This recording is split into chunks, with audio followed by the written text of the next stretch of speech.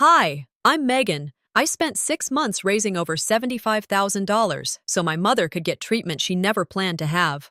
While I was filming videos of her baking cookies for our donors, she was sipping wine in Rome with my ex.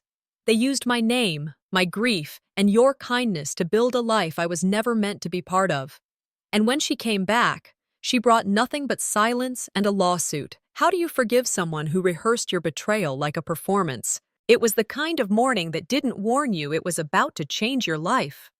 Sunlight filtered through the kitchen blinds, dust motes dancing like they had every other Tuesday. I had my laptop open on the dining table, coffee cooling beside a stack of drafts I needed to edit for a freelance gig. My inbox was full of client emails, most of them vague, none urgent. For a moment, everything felt predictable, safe, even. Then I noticed the missed call. Dr. Ferguson, my mother's primary care physician. There was also a voicemail, less than 30 seconds long. I clicked play, expecting it to be about scheduling or maybe a prescription refill. Megan, this is Dr. Ferguson. Please call me back as soon as possible. It's about your mother. It's important. I stood there, phone still in my hand, coffee forgotten. A tightness wrapped itself around my chest, not quite panic, but something too heavy to ignore. I slipped on my jacket, grabbed my keys, and left everything on the table, emails, invoices, half-finished plans, because suddenly, none of it mattered. The clinic was 10 minutes away. I drove in silence, the kind that fills your head with too many possibilities. By the time I pulled into the lot, my stomach was in knots. Dr. Ferguson didn't waste time. Your mother has been diagnosed with a degenerative neurological condition. It's progressive, not curable. I heard the words, but they didn't land. It was like he was reading a script from another life. My life didn't include diseases we couldn't fight. She'll need specialized care. There's a center in Switzerland, actually. They've had good results with surgical treatments that aren't available here. I blinked. Switzerland? It's not experimental, he said gently. But it's not covered by her insurance. I looked over at Mom, sitting there in the corner of the office, legs crossed, hands folded, as calm as if we were discussing the weather. She didn't cry. She didn't flinch. She just said, "I'm not afraid of dying, Megan, but I want to do it on my terms, with dignity." I couldn't speak. Not yet. "I don't want you or your sister rearranging your lives. I'm not a burden," she added, tone firm. That word, burden, stuck. It was the kind of word my mother had always weaponized quietly, as if needing help was shameful, as if love had to be earned by silence. Driving home, I did what any adult daughter does when the illusion of control cracks. I opened a spreadsheet. Costs, flights, surgery estimates, aftercare. It all pointed to the same number, just over $75,000. That night, I messaged the family group chat. "Mom's going to need surgery abroad. Insurance won't cover it. We'll need to pull together. Maybe start a fund?" Penelope, my older sister, replied with a single line. "That's a big ask, Megan." That was it. I stared at the screen for a while before typing, "I'll take care of it." No one replied. It was close to midnight when I clicked publish on the GoFundMe page. I used a photo of Mom smiling with a blanket draped over her shoulders, steam rising from a mug in her hands. The caption read, "She gave us everything. Now she needs something back." I shared it everywhere I could. Old coworkers, church groups, even the Ashland Neighbors Facebook page. I emailed it to local papers with a short message that began, "My mother's diagnosis came without warning." For the first 2 days, silence. Then, the trickle. $20, $50, $100. Messages came with the donations. "Your mom used to volunteer at my daughter's school. She taught me to read in Sunday school." I remember her smile. "I hope she gets what she needs." I didn't realize I'd been holding my breath until I saw the balance tick past $5,000. By the end of the week, Ashland Times ran a piece titled, "Daughter's Love, Megan's Mission to Save Her Mother." It featured a photo of us in the backyard, sun in our eyes, laughter frozen mid-air. They quoted me saying, You never really understand your parents until you try to save them. Penelope called me that night. You made Mom into a headline. She is the headline, I said. She's the story. Penelope scoffed. Just don't make this about you. I didn't respond, but something in me shifted. Sometimes doing the right thing really does mean standing alone. And then, everything snowballed. The donations flew in. 10,000, 15, 25. I filmed Mom reading her favorite poem, The Peace of Wild Things. I recorded her baking cookies, humming to herself, sunlight on her silver hair. The clip of her reading went viral across Oregon. Even in pain, I'm grateful. That's what she said. 3 words that felt true, until I started noticing how often she said them, how she sat just right for the camera, how her answers seemed practiced. Still, I brushed the doubt aside. Maybe hope made people shine brighter. One night, around 11 p.m., I was responding to donor messages when my phone buzzed. Unknown number. A single text. Saw your mom's video. Impressive. Let me know if I can help. It was from Arwen. Arwen. My ex. The one Mom never liked. The one who vanished 2 years ago without a word. I stared at the screen like it had bitten me. Why now? I stared at the message from Arwen over a half-eaten piece of toast, the crust still clenched between my fingers. It had come in last night, simple and almost sterile. No emojis, no warmth. Saw your mom's video. Impressive. Let me know if I can help. I must have read it 15 times already, each one making me more unsure than the last. I hadn't spoken to Arwen since the day he vanished without so much as a goodbye. That relationship didn't end, it dissolved. And now, out of the blue, he wanted to offer help? For my mother? I typed out a response. Appreciate it, will let you know. Then deleted it. I started again. Deleted that too. Finally, I just sent thanks, I'll let you know. No exclamation point, no window left open. My thumb hovered over his name in the message thread, and for a second, I remembered how my mother used to scoff every time I brought him up. He's not reliable, Megan, she'd say, like his entire identity was a spreadsheet with red flags. The irony wasn't lost on me now. She'd spent years steering me away from him, and now he was back, admiring her campaign. Was it coincidence? Or something else? I set my phone down, but my eyes stayed locked on the screen as the message turned from delivered to read. And then, nothing. 2 days later, another message pinged in as I was folding laundry. I know someone at a medical NGO that deals with cross-border cases. Might help with grants. This time, I didn't think too long. I agreed to meet. Somewhere neutral, somewhere public. We settled on this small coffee shop near downtown, where the tables were far enough apart for privacy, but the baristas knew better than to eavesdrop. Arwen walked in like nothing had ever happened. Same calm, polished demeanor. Same confident stride. He wore a navy wool coat and smelled faintly of bergamot, like someone who'd rehearsed how to show up for a surprise reintroduction. I've been following the campaign, he said as he sat. Your mom looks radiant. There it was again. That word. I nodded politely. She's doing her best. He sipped his coffee. The videos are powerful, warm.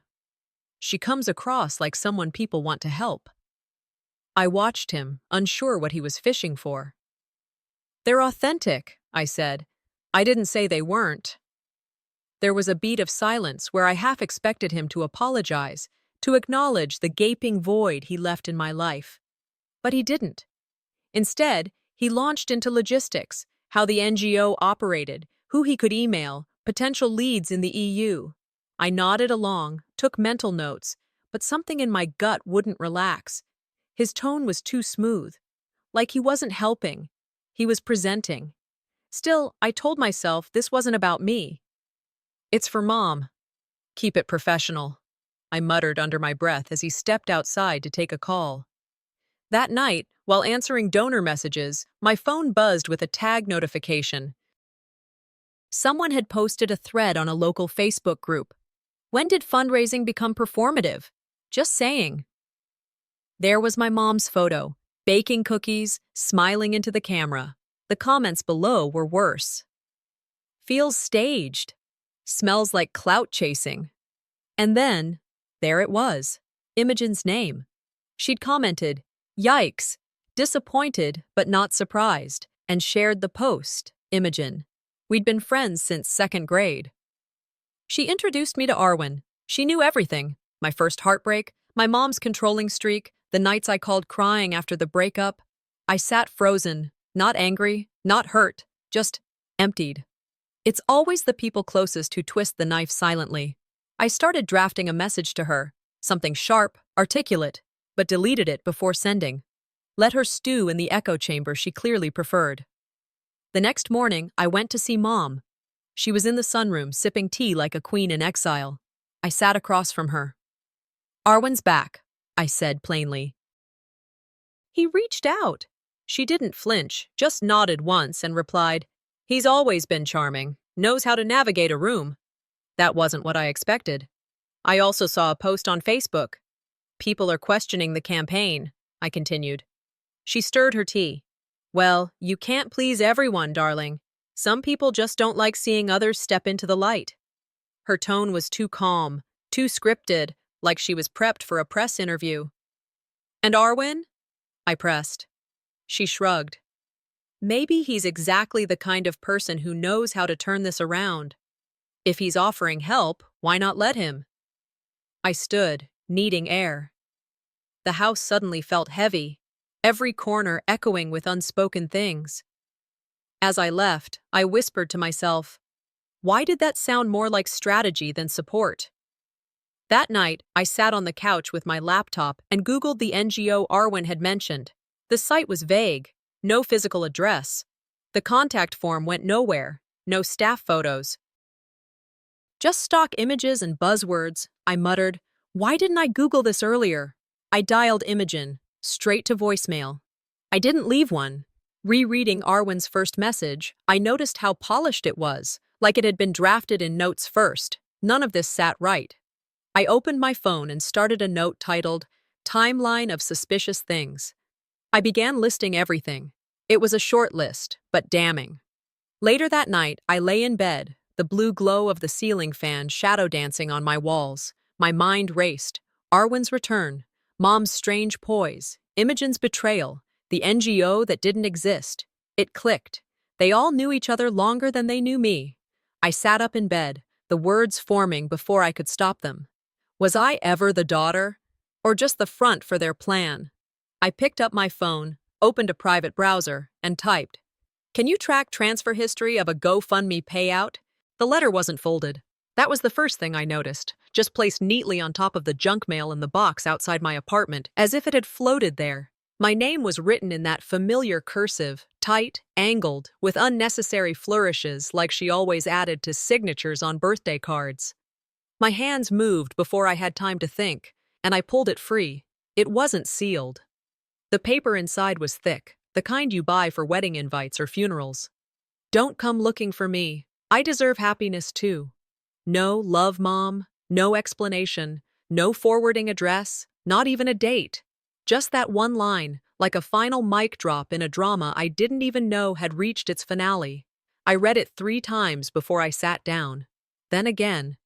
My eyes searched for something between the lines, some warmth, some trace of her handwriting softening into apology. But it wasn't there. It was precise, cold, like the ink had already dried before she even wrote it. She left like a tenant ending a lease, not a mother saying goodbye. The next morning, I drove to her house without telling anyone. The sun was just rising as I parked out front. The blinds were open. The door was unlocked. Inside, it was quiet. Not the comforting quiet of a lived-in home, but the sterile stillness of a hotel room after checkout. No photos on the mantel, no clutter in the kitchen. The teacup and scarf she had used during our last filmed baking session still sat on the side table, staged and untouched. Everything else was gone. I opened drawers like I was looking for proof I hadn't imagined her. The bathroom held nothing. No pill bottles, no toothbrush, no bathrobe. Her closet? Empty. Her laptop, once constantly beside her armchair, was gone too. She hadn't vanished. She'd relocated. I drove back numb. There was no music, just the sound of wind nudging the edges of my car door. At home, I sat on the floor with my phone in one hand and my bank app open on the other.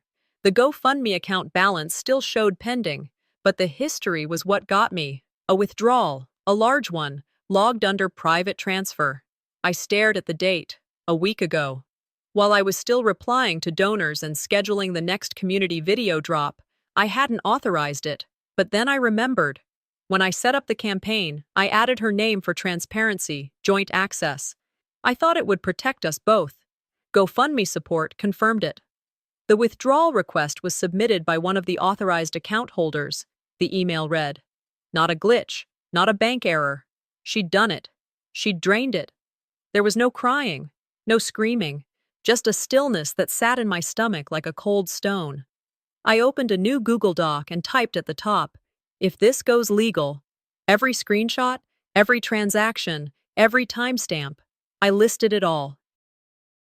Later that afternoon, I called Jordan, my friend from undergrad, now a paralegal in Portland. We met halfway, at a diner off I-5, the kind with laminated menus and waitresses who call everyone on. She listened without interrupting. I showed her the letter, the bank logs. You need to protect yourself now, she said finally. Not just legally, emotionally. People get ugly when image and money mix, and you're the one holding the receipts. I nodded. Can I even do anything? Not criminally, maybe, but civil, possibly.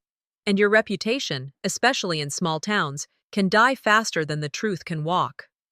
She handed my papers back. Start pulling everything. Emails, texts, any paper trail. Don't delete anything, no matter how small. I left the diner more focused than afraid. It wasn't about fixing things anymore. It was about preserving facts before they got rewritten. That night, I didn't sleep. I lay staring at the ceiling, thinking about the way she had smiled in those videos. Too warm, too bright. Not like a woman preparing for foreign surgery, but like someone preparing for an exit. I thought about how she always sidestepped specifics. What kind of surgery, which hospital, why Switzerland and not somewhere stateside? And Arwen. Why had she shifted so quickly when I mentioned him? From disapproval to invitation. And Imogen. Her silence was louder than any comment section. Had they started planning this before the campaign even began? I walked to the hallway closet, pulled out the dusty box labeled tech crap, and dug out Mom's old laptop, the one she supposedly stopped using years ago. I tried her usual password. Failed. Her birthday. My birthday. Penelope's. Nothing. I closed it, then stared at it for a long moment before whispering, Daisy. Our childhood dog. It worked. Her desktop was bare, but in her email drafts, I found fragments. One was a message to someone named LC talking about finalizing the timeline before the public push. Another was a list of dates under the title, Departure. One calendar reminder simply said, Consulate, 2 p.m. But it was the unsent draft labeled, To Megan, that broke me. Please don't judge me. I need to live before I die. It wasn't an explanation. It wasn't enough. But it was honest. I sat back, laptop open, breath caught between sob and silence. She didn't just leave, she chose not to come back. The notification popped up as I was scrolling through a quiet Saturday afternoon. Just a DM, no words, no context, only a link from an unfamiliar account with a username that looked like someone mashed a keyboard. My instinct was to ignore it. But I clicked. It led to a single public image. My mother, Roxalana, and Arwen, my ex, seated together at a small cafe in Rome. Her hair swept back like she was in a lifestyle magazine, and him, leaning in, mid-laugh, holding her hand across the table like it had always belonged to him. The caption burned, La Dolce Vita, finally with someone who sees my worth. I blinked, thinking maybe it was a misinterpretation. Maybe someone used a look-alike or photoshopped something spiteful. But no. That was her. That was him. And they were very real. I didn't need to zoom in to confirm it. My stomach clenched, not from hurt, but from the sheer gall, how boldly they lived their lie. No hiding, no shame. Just brunch in Rome while the rest of us chased invoices and cleaned up reputations. I stared at that screen for a long time enough for the sun to shift across the hardwood floors and for my untouched coffee to go cold. The photo didn't crush me. The caption did. I printed it, not digitally, but tangibly, on matte paper, trimmed the edges, and pinned it next to her "I deserve happiness" letter still taped to my fridge. The image and the message side by side. A perfect pair. My hands trembled, not from rage but recognition. This wasn't just betrayal. This was choreography. A performance so precise that the only thing out of place was my continued disbelief. I picked up my phone and began dialing people from her past. Old friends, colleagues, church acquaintances. A few answered. Some claimed surprise. One paused too long before saying, "I had no idea they were that close." That pause told me everything I needed to know. No one wants to admit they suspected the truth. I didn't stop there. I logged into the fundraising portal, pulled up the linked financial records, and requested a complete breakdown of the fund disbursement history. Most of it looked normal. Small vendor payments, video editing, website hosting.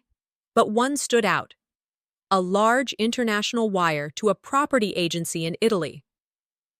I called the bank and used every bit of shared legal access I still held. Because we shared a middle name, Elaine, I posed as her, feigned confusion, and requested the document she'd signed. They sent a scan of the property deed. Buyer, Arwen Locke. The words blurred slightly. I adjusted the screen brightness, tried again. Still him. There it was. Not just public betrayal, but legal evidence that money meant to heal had been spent to relocate and play house. I didn't cry. I didn't even sit. I stood there, eyes on the screen, heart colder than I remembered it ever feeling. It was time to tell my sister. I called Penelope and walked her through everything. The photo, the deed, the timeline. She listened silently until I finished, then said, "Even if it's true, airing it out won't help anyone." I blinked. "What do you mean?" "I mean," she said slowly, "Mom's already gone. What's the point in dragging her through the mud now?" "It's not mud, Pen. It's truth." She sighed. "You're just angry because you lost control of the narrative." There it was. The Harper family motto, maintain the image, no matter the cost. I hung up without saying goodbye. That night, I contacted a local attorney specializing in nonprofit misuse, told him everything. He didn't promise fireworks or indictments. He promised structure.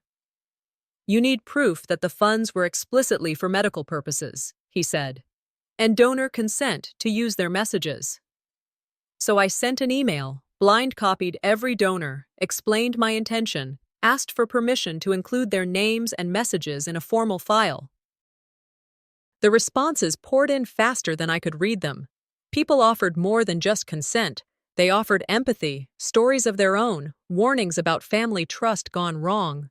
One donor wrote, "Even if you don't win in court, you already exposed the rot. That's power." I started drafting the case. Roxalana Harper v. Public Trust. Not because I wanted revenge, but because someone had to mark the breach. The next step was public clarity. I logged into my old Facebook account, ignored the stack of unread friend requests and pity messages, and posted 2 photos side by side. Left, my mother, head wrapped in a scarf, smiling softly into the lens during a video shoot. Right, her, laughing in Rome, hand in hand with my ex. Caption: Transparency isn't betrayal. Silence is. It took less than an hour. Comments started slow, questions, confusion. Then came the deluge. I donated to that campaign. Wait, is that her with him? Unbelievable. Among the flood was a private message from a name I hadn't seen in years, Liz Cartwright, an old college friend. The message read, You don't know half of what they've planned. I didn't call ahead. I just showed up at Penelope's office like the proof in my hand couldn't wait another minute to breathe. She was typing at her desk, that perpetual look of disapproval etched across her forehead even before she looked up. Got a minute? I asked, holding up the manila folder like it was Exhibit A in a courtroom neither of us had agreed to enter. She sighed and pushed her glasses up her nose. Make it quick. I placed the folder on her desk, opened it with careful fingers, like the weight of the truth inside might crack the table. The Rome photo, the wire transfer, the deed to the apartment. Arwen's name is on the purchase. The funds match exactly what was withdrawn from the GoFundMe. She didn't blink as she skimmed each document. Her mouth was a tight line. When she finally looked at me, it wasn't shock I saw. It was calculation.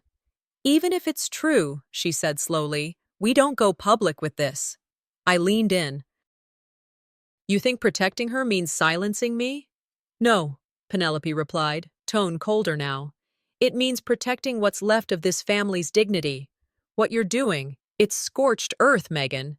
I straightened, pulse pounding. If silence is the price of loyalty, I choose betrayal. I left without waiting for her response. Later that afternoon, I made the mistake of opening the Harper family group chat. It had been dormant for months, until now. Message after message was stacked like bricks being laid in real time to wall me out. Someone, Penelope probably, had shared my Facebook post. Uncle Jeb chimed in, "This is embarrassing. Take it down before the church board sees it." Cousin Lee, "Why are you attacking your own mother online? It's disgusting." A distant relative from Texas. "Whatever happened to keeping family issues in the family?" I typed back. "Because she's not the person you think she is." Silence. Then Penelope, "You need help, Megan." And not from a lawyer. I left the chat permanently. That night, after pouring myself a drink I barely touched, I found the journal I'd kept years ago, the one from when Arwen and I were still together, back when I thought we were building something that could actually last. We had been serious, planning to move in, looking at places that needed just enough fixing up to make us feel like we were creating a home. And then, without warning, he'd grown cold, distant. One day he was planning brunch, and the next he was gone. I remembered finding a slip of paper tucked into a book he'd borrowed from my mother. Her handwriting, always neat, always deliberate. He deserves someone stronger.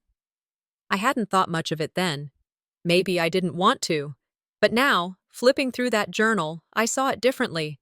Notes I'd written about arguments that didn't feel like ours. His mood swings. The way he'd started to echo phrases I'd only ever heard my mother use. She didn't disapprove of him, I whispered. She wanted him. It wasn't just about the betrayal, it was about rewriting my own past. They hadn't just stolen money. They'd hijacked my memory of love. I pulled up Arwen's LinkedIn, still inactive. His number was still saved in my phone, but his voicemail didn't include his name. Just that generic tone, the kind scammers use. Had he done this before? Was this some twisted pattern? I didn't have answers. But the pieces fit too well. His polished re-entry, the vague offer to help, the perfect timing. They didn't just ruin my campaign, I said aloud. They manipulated my entire memory of love. I opened a blank document on my laptop and typed the title, Why I Spoke Out. This wasn't going to be a rant. It was going to be a record.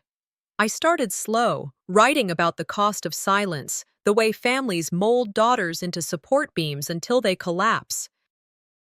About how loyalty becomes currency, and how women are punished not for lying, but for telling inconvenient truths.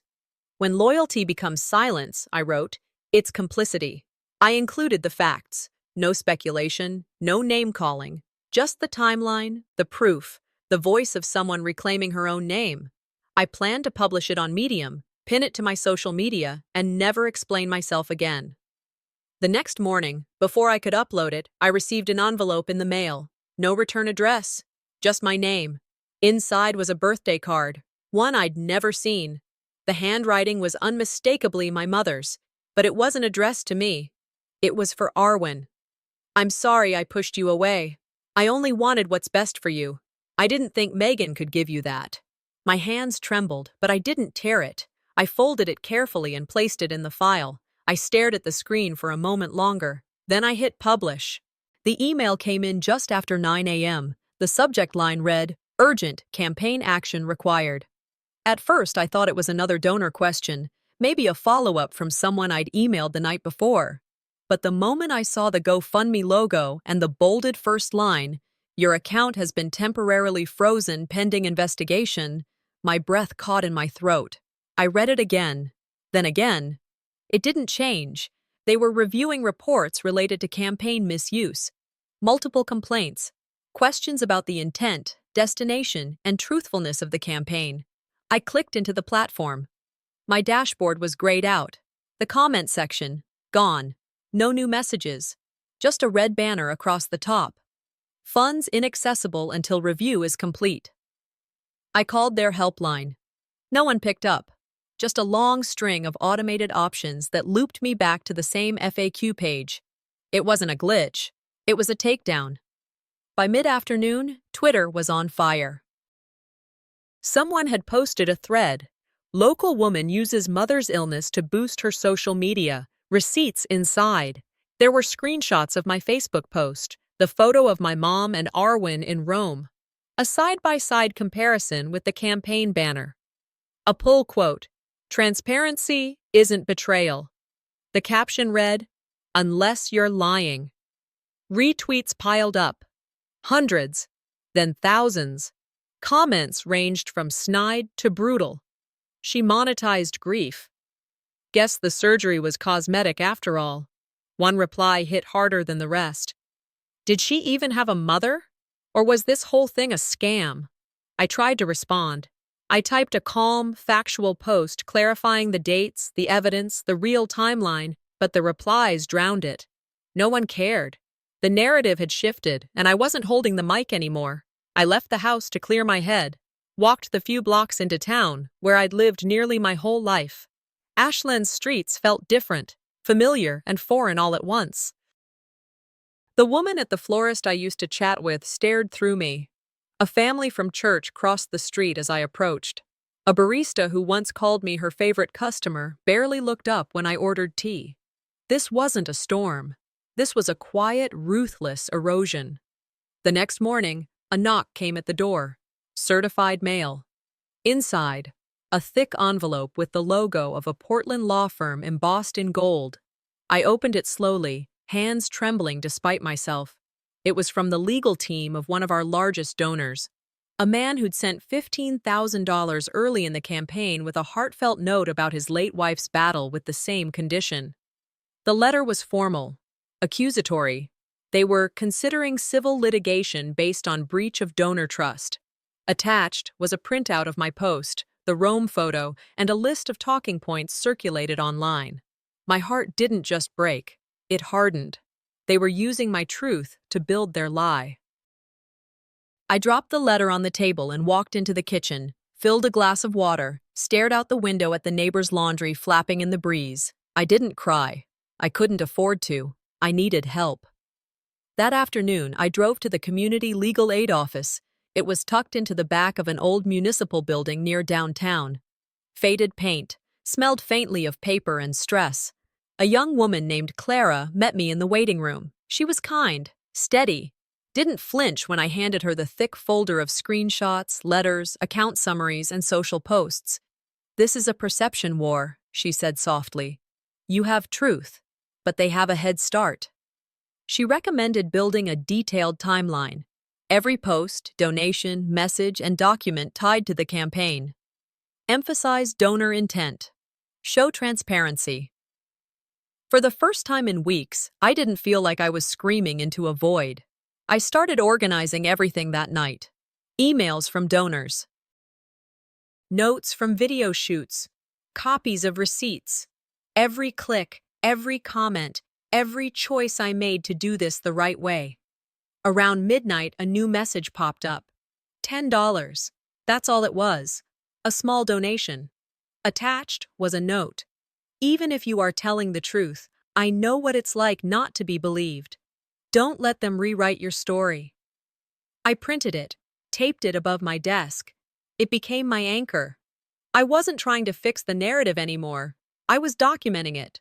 I opened a new document titled Media Response Plan. Broke the story down into parts. What I knew, what I could prove, what they couldn't deny. I began drafting a video script, not to post, but to have ready. In my voice, my words, I looked into support groups for women dealing with digital defamation, found one focused on false narratives and legal recourse. The women there weren't shocked. They were prepared, ready. They gave me tools, resources, names of reporters who actually listened. By the end of the week, I was no longer spinning. I was standing. One night, I sat in front of my laptop, camera pointed directly at me. No lighting tricks, no background music, just me, testing my voice. And for the first time in a long while, it didn't shake. It started with a tag notification, then 2, then 20. By the time I opened Facebook, I was already too late to get ahead of it. A video had been posted on multiple platforms, Twitter, Facebook groups, even local Reddit threads. The title? A Mother's Side, the truth behind the campaign. I tapped play, heart pounding harder with every second. The video opened with soft piano music and a slow montage of my mother. Roxalana, smiling in the kitchen. Roxalana, holding an old photo of me and Penelope as toddlers. Then it cut to her sitting in a dimly lit room, tissues folded neatly in her lap. She looked directly into the camera and began, "My daughter. She's always been strong, but after my diagnosis, something shifted. She became angry, controlling.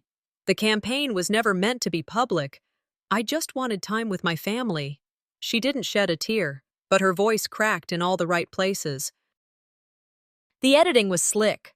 Clips from the GoFundMe page juxtaposed with photos of us hugging, old holiday videos, and then a black screen with white text. Truth doesn't scream, it endures. I sat frozen, thousands of views, comments pouring in. She never wanted the money? Then why take it? Who exploits their dying mom like this? She's grieving. Her daughter is clearly unstable. She didn't deny what she did, I whispered. She just played the victim better. I closed the laptop and drove into town, trying to breathe. I needed something normal, something familiar. The coffee shop used to be that place. But when I walked in, everything felt off. The regular barista didn't smile. The line of customers hushed slightly when I passed. A woman I used to babysit for turned away when our eyes met. Near the sugar station, 2 young women leaned in and whispered. I caught the end of it. That's her. The daughter who went after her dying mom. I left the coffee untouched on the counter. Back at home, I opened my notebook and wrote, "People don't need proof. They need a story to believe in." She gave them one. That night, something rustled at my door. Not a knock, just the sound of paper sliding beneath it. I opened it slowly. A plain white envelope, no return address. Inside, one photo. Roxalana and Arwen, kissing, candid, unstaged. A timestamp printed at the bottom. 2 years ago. 2 years ago, Arwen told me he was in New York for work. 2 years ago, Mom was just checking in on an old friend in Florence. No note, just a photograph and the unmistakable truth staring me down. They hadn't fallen in love after the diagnosis. They'd been planning this. I scanned the image, saved it in 3 separate folders, emailed one to myself from a burner account. Paranoia wasn't a weakness anymore. It was a strategy. I opened a draft on Facebook, attached the image, and hovered over the publish button. Then I stopped. What do I gain? I whispered. By beating them at their game. I called Clara, the paralegal, told her about the photo. Hold it, she said firmly. Until it can be used properly. Once it's out, it can't go back in the box. I nodded, even though she couldn't see me. I created a new folder on my laptop. When I'm ready. And for the first time in weeks, I thought of Maya Angelou's words. You may not control all the events, but you can decide not to be reduced by them. So I began mapping it all out. Dates, messages, media releases, legal violations. My voice, my proof, my case. Mid-morning the next day, Penelope texted, Mom's video wasn't perfect, but you've made this worse. I called her. No more typing. No more silence. You still think this is about imperfection? She exhaled, annoyed. It's about choosing family over spectacle. We don't choose sides in family, she added. You chose, I said, the day you called me crazy and posted that "let's pray for Megan" garbage. That was your side. She hung up. I deleted her number without hesitation. I whispered to myself, family doesn't mean immunity. And that afternoon, I went to work. I printed screenshots, saved every email, created folders with names like emotional appeal versus financial reality, visual evidence, public manipulation. I reread GoFundMe's terms of service, underlined everything about fund misuse and misrepresentation.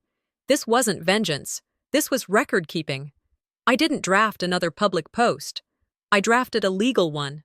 I rehearsed a video statement, not for attention, but for court. My voice didn't quiver this time. My jaw didn't clench. I wasn't shaking. I sat at my desk, typing under the header, "Legacy is earned." And just as I was saving the file, the doorbell rang. I wasn't expecting anyone. Penelope's email came at midnight. Subject, "Welcome home." Dinner for Mom. The body of the message was short and rehearsed. Dinner next Sunday at 6 p.m. Just family. Let's move forward. Move forward. There was no RSVP button, no smiley face, just that cold signature she always used. Penelope Harper, HR Director.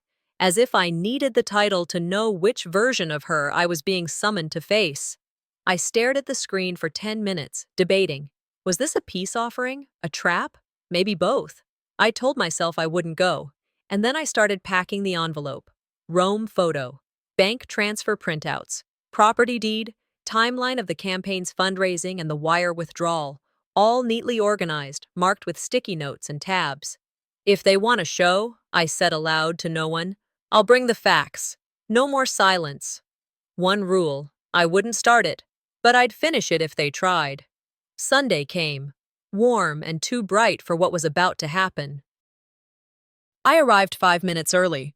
Penelope's house was too perfect. Candles lit, wine poured, a jazz playlist floating in the background like it belonged to a commercial.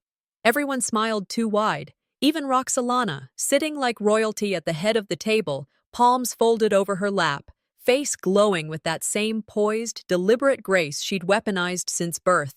A slideshow played on a TV in the corner, old family photos, graduation, mom teaching Sunday school, screenshots from the GoFundMe campaign, every frame perfectly chosen, but not the Rome photo. That one had been carefully excluded. Penelope tapped her glass. "A toast," she began, "to our mother, brave, dignified, misunderstood." People clinked their glasses. I sipped water and waited. During dessert, a cousin piped up. "I still can't believe people turned on you, Aunt Roxalana. It's disgusting what they said online." Roxalana's voice quivered, just enough to look unrehearsed. "Some pain," she said, placing her spoon down with care, "comes from those we raise." I stood, calmly, slowly, reached into my bag. "You forgot to include something in the slideshow." Heads turned, forks paused midair. I pulled out the Rome photo and held it up. This was taken 2 months before the campaign launched. The man in the picture, Arwen Locke, my ex, the property in Rome, paid for with donor funds, the account logs confirm it, the deed is in his name. Gasps. One aunt covered her mouth. Penelope froze. I placed printed copies of the photo, bank transfer, and deed in front of every seat. "That's what dignity really looks like?" I asked, voice flat. Roxalana stood and slapped me. It wasn't dramatic, it was precise. Her hand didn't shake. "You ungrateful child!" she hissed, just loud enough for everyone to hear. "How could you humiliate me like this?" Penelope rushed to her side, dabbing tears that hadn't even formed yet. I didn't move. Just placed my hand to my cheek, then lowered it again. "You did that to yourself." Uncle Bill tried to speak, but I raised a hand. "Don't. This isn't a trial. It's a reckoning." I gathered my folder. No one followed me as I walked out. That night, I sat at my desk and posted everything: the timeline, the receipts, the Rome photo, the full file, labeled and uploaded for anyone to see. Caption: If silence is noble, then truth must be sin. It took less than 12 hours, thousands of shares, comments I didn't read, emails I didn't open. But the messages. One woman wrote, "Your courage gave me the strength to confront my own mother." A reporter emailed asking for an interview. I didn't reply. Instead, I slept. For the first time in months. By morning, my phone buzzed again. "Penelope." I picked up. "You didn't have to destroy her," she said. "No," I replied.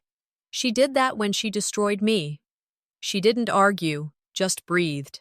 "Now the world knows," she said.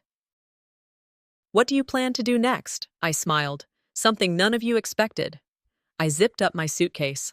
I plan to live.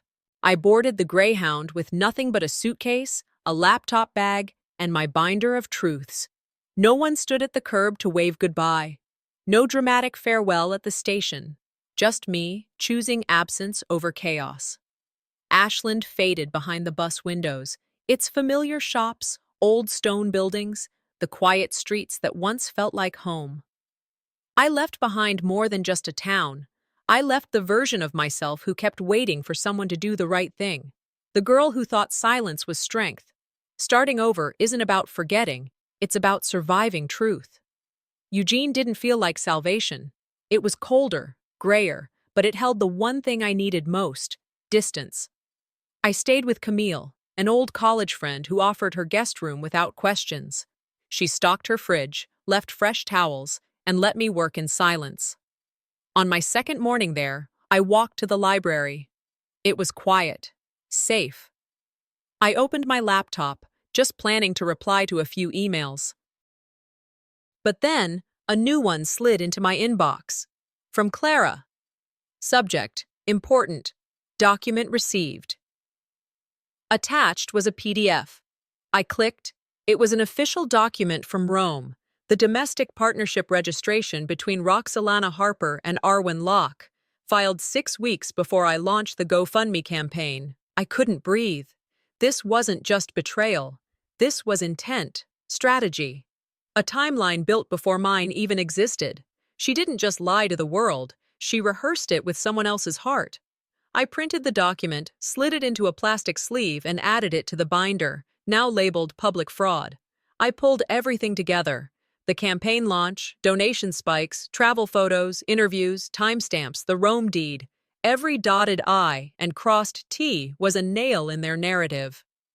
I compared travel photos with Arwen's financial records I had from our joint account, something I hadn't closed in time. It confirmed what I feared: matching transaction dates, same locations. I even found background cafe footage that aligned perfectly with the viral Instagram shot. It wasn't a coincidence. It was choreography. I emailed the completed binder to 3 people: Clara, the reporter from the Ashland Times, Penelope. Clara replied with next steps.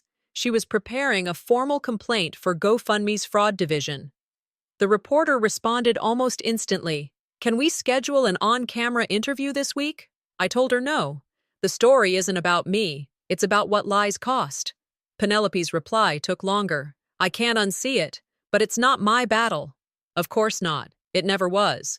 2 days later, Clara forwarded a new thread of updates. Arwen's business license in Oregon had been revoked. Misrepresentation was listed as cause. An anonymous tip had triggered the review.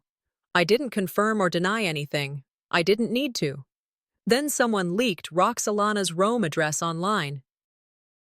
A stranger tagged me in a post that read, "The daughter who exposed a queen." I didn't retweet. Justice isn't a headline. It's what happens when no one's looking. That night, I sat alone at the library, binder open, fingers hovering over my keyboard. I began to write, not an article, not a blog, a letter to her, not to be sent, not to be published, but written. "Dear Mom, I loved you. I would have done anything for you. You turned that into currency. You knew what I was trying to do, and you used it. You made me the villain in a story you cast yourself as the saint of. I'm not angry anymore, but I am done. I folded the letter, placed it in the back of the binder, not for court, not for revenge, just for me. A pigeon landed outside the window, cooing softly, head tilting with the kind of peace I hadn't felt in months. The bird didn't look back when it flew. Maybe I won't either. The voicemail caught me just as I was stepping out of the shower. The tone was brisk, clipped, professional. Hi, Megan. This is Claire Harmon from Channel 12 News. I just wanted to let you know your story is airing tonight at 6. You might want to watch. I wrapped a towel around my hair and sat on the edge of the bed, phone still in hand, her words playing on loop. I'd ignored Claire's emails for weeks. I never agreed to go on camera, never gave an interview, but I had sent her the folder. The whole truth, raw and uncut. I almost didn't tune in. But something in her tone felt finished. Like this was no longer about getting my side. It was about putting theirs in the light. The segment was titled, Beneath the Campaign, When Goodwill is Misused. It started with donor interviews, faces blurred, voices digitally shifted, but their words were crystal clear. I gave because I believed in the daughter. I stayed silent because I didn't want to believe the mother. Then came screenshots from the GoFundMe logs, financial transfers, and blurred but unmistakable footage from a Rome cafe. There she was, Roxalana, laughing, hand in hand with Arwen. No scarf, no signs of treatment. I didn't cry. I didn't cheer. I just exhaled. Deeply. In Ashland, the online chatter died down almost instantly. Facebook community groups that once swarmed with Pray for Megan threads suddenly turned quiet. Posts were taken down without comment. No new threads popped up to defend my mother. Just silence. One afternoon, the barista at our old cafe messaged me. I'm sorry for judging you. We didn't know. I stared at the message for a full minute before replying. I didn't need your apology. I needed your fairness when it mattered. And that was the truth. People weren't wrong for believing the lie. They were wrong for turning me into its villain without asking why. Then came the email from GoFundMe's legal department. Clara forwarded it to me with the subject. It's done. Roxalana had officially violated multiple terms of service. Her campaign access was revoked. The remaining funds frozen. Donors were being contacted with options for refunds or to redirect their donations to verified causes. They cleared my name in writing. I was no longer liable, emotionally or legally. I donated $1,000 from a recent freelance contract to a local hospice in Eugene. Quietly, no post, no caption, just a payment and a prayer that someone else's mother would be comforted. Arwen wasn't so lucky. Within a week, he was served with a civil suit for misrepresentation tied to the Rome property purchase. His business license was dissolved by the Oregon Department of Consumer Affairs. The notice cited multiple counts of financial misconduct. A former associate of his spoke to the press under anonymity. He's done this before. He finds people in crisis and inserts himself just long enough to benefit. I didn't watch the coverage. I didn't need to. Justice, when it arrives, doesn't need an audience. Some people confuse charisma with character. I've learned to separate the two. Then, Penelope emailed. Subject, she's not doing well. Megan, mom's isolated, not speaking to anyone. This didn't help. She's a shell of herself. I stared at the blinking cursor in my reply box for a long time. She isolated herself the moment she chose Rome over truth, I wrote back. I hope she heals, but I'm not her nurse anymore. I deleted that sentence, then typed it again, deleted it 4 more times, then hit send. An hour later, Penelope responded. I understand. And for once, I believed her. That evening, I returned home to my little studio. It didn't feel temporary anymore. The walls were bare, no photos, no ghosts, just paintings I'd made over the years, lines and colors that belonged only to me. I cooked dinner, nothing fancy, just something warm, comforting. Then I opened my email inbox, an invitation to speak at a nonprofit event on digital accountability and the weaponization of online narratives. I let it sit for days. Then I clicked accept. Some battles end not with applause, but with the quiet you earned back. The email from the nonprofit came early, tucked between a spam message from a home goods store and a newsletter I never unsubscribed from. I almost missed it. Subject: Reclaiming Narrative. Panel confirmation. Hi Megan, we're excited to confirm your panel slot for the upcoming event on digital narratives and online defamation. You'll be speaking on day 2. I sat with it for a while, just stared. I'd told myself I wasn't ready, that it was too soon to stand in front of a crowd again and speak truth without the armor of outrage. But this time, it wouldn't be about defending myself. This time, I'd speak for myself, not for her, not against her, for me. I typed a single line in reply. Yes, I'll be there. And then I booked a train to Portland. The night before the trip, I folded clothes into a small carry-on, choosing simple things: a black blazer, neutral flats, a scarf that reminded me of autumn. I was tucking my laptop charger into the side pocket when I heard the knock. I opened the door to find Penelope. No warning, no text. She looked like she hadn't slept. Her eyes were red, not from tears, but from the exhaustion of holding them back too long. She's alone in Rome, Penelope said. No one visits. She doesn't talk about you. I leaned against the doorframe. And? I still don't agree with how you did it, she said, voice quieter than usual. But I understand why you did it. I didn't hug her, didn't invite her in, but I didn't shut the door either. Understanding matters more than agreement, I said. We stood in that strange peace for a few seconds longer. Then she left. I arrived in Portland the next afternoon, checked into a modest hotel with scratchy sheets and the smell of old paint in the hallway. But the window opened and the desk had a lamp that worked. That was enough. I opened my laptop and started writing the speech. Not a script. Not a performance. Just words that felt honest. Sometimes, the most radical thing a woman can do is tell the truth calmly. I practiced once, standing in front of the mirror. Then I closed the document. I wouldn't be bringing notes on stage. I wanted them to hear my voice, not just my facts. The next morning, I stood beside 3 other women. All of us had been burned by something we tried to help. All of us had faced the turning tide of online hate, the betrayal of people who once praised us. When it was my turn, I didn't look at the moderator. I looked out into the audience, at the rows of faces waiting for something raw. I quoted Maya Angelou. There is no greater agony than bearing an untold story inside you. And then I told mine. I didn't use names. I didn't need to. I told the story of a daughter who raised her voice not to hurt, but to heal, of how silence can suffocate, and how truth, when spoken out loud, becomes oxygen for others. The applause wasn't thunderous. It was soft, steady, long. One woman in the 3rd row wept quietly.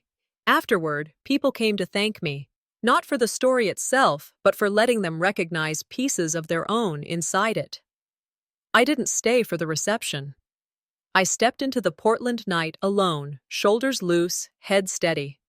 A few days later, back in Eugene, I opened the mailbox to find a forwarded envelope from my old Ashland address. Inside, a letter from Roxalana.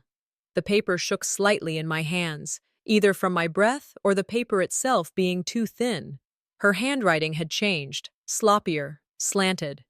I hope someday you'll remember me for more than my mistakes. There was no apology, just the soft padding of regret, carefully vague. I folded the letter, slid it into the back of the binder, behind the court filings, GoFundMe receipts, donor messages. I already do, I whispered. But that's not enough to go back. Later that week, I walked to the community center where I now volunteered every Thursday. The kids were already halfway through painting, brushes flying, colors mixing without concern for outlines. One little girl handed me a drawing, a bright yellow sun, 2 stick figures holding hands, and hearts floating above them. "This is you and me and the sun," she said proudly. I tacked it to the fridge at home with a magnet shaped like Oregon. And that night, while journaling, I wrote a sentence I didn't know I needed. I didn't lose a mother. I gained a self. Then I lit a candle, opened a book, let the quiet hold me for once. The call came just after I'd rinsed my coffee mug and was reaching for the towel. A +39 country code flashed across my screen. Italy. I let it ring once, twice, then answered. "This is Megan Harper," I said, steadying my voice. A soft-spoken woman introduced herself as an assistant at a legal office in Rome. "We've been reviewing a case tied to misappropriated international donations," she explained, her English formal but clear. "Ms. Roxalana Harper has been temporarily detained under suspicion of financial fraud. She is currently under review. Her residency status is unstable." I didn't flinch. I didn't ask what jail she was in. I didn't even ask if she was okay. Instead, I said, "Please email me the case number." "Yes, of course." We ended the call. I wrote one sentence in my journal. She made her move. I made mine. That afternoon, I logged into my old Facebook and crafted what would be my last public post. It wasn't for Roxalana. It was for every donor, every doubter, every silent daughter. I didn't destroy a mother. I dismantled a mask. I gave the world back its mirrors. I included a timeline of events, GoFundMe's final ruling, and a copy of the Rome case filing. No hashtags, no filter. And this time, I didn't turn off the comments. They came fast. One woman wrote, "You gave me permission to stop apologizing for surviving." A teenager DM'd, "I wish I had your strength. Maybe now I do." That night, I stood backstage at the nonprofit gala I'd once been too exhausted to attend. The event hall buzzed with quiet energy, a soft hum of grief and reclamation dressed in cocktail attire. When they called my name, I stepped up without notes. "I'm not here to tell a sob story," I began. "I'm here to tell you what happens after the sobs are done." Laughter, low and knowing, rippled through the room. Forgiveness isn't a door you hold open. It's the lock you throw away when you're done being robbed. The applause at the end was generous, but I didn't need it. What I needed came after, the stillness in my chest. For once, it wasn't tight. I breathed, in, out, whole. A few days later, I came home from the grocery store to find a small envelope slid under my door. No return address, just my name, in careful block letters. Inside, a letter from Willow. "Aunt Megan, I'm proud of you. I told my teacher you're the bravest woman I know." There was a drawing, me holding a sword and shield. I had curly hair and a crown made of stars. I laughed. And then I cried, just a little. Not because I was hurting, but because someone still saw me. I whispered aloud, "I didn't lose a family. I became someone worth calling family." Weeks passed. One morning, I walked by the community center where I'd once scrubbed walls and passed out art supplies. A new sign hung above the entrance, one I hadn't seen before. In clean lettering, it read, "Truth told softly still burns liars." I donated that quote anonymously.